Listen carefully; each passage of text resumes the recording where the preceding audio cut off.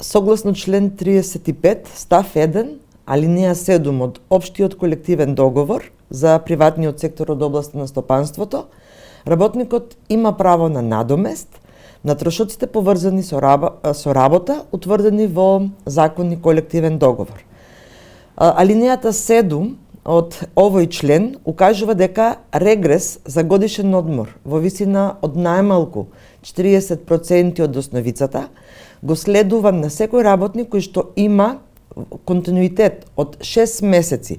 работен стаж кај работодавачот, односно во случајот на прашањето на работникот кој што работи 2,5 години во иста фирма, а од 8 јуни се префрлени во друга фирма, сакам да им одговорам дека доколку фирмата во која што се префрлени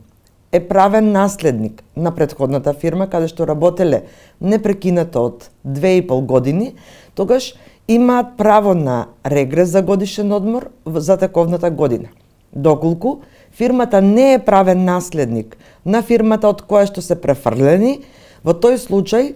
работникот или работниците со тоа што се префрлени на 8 јуни во другата фирма, на 8 декември во 2021 година се стекнуваат со право на надоме за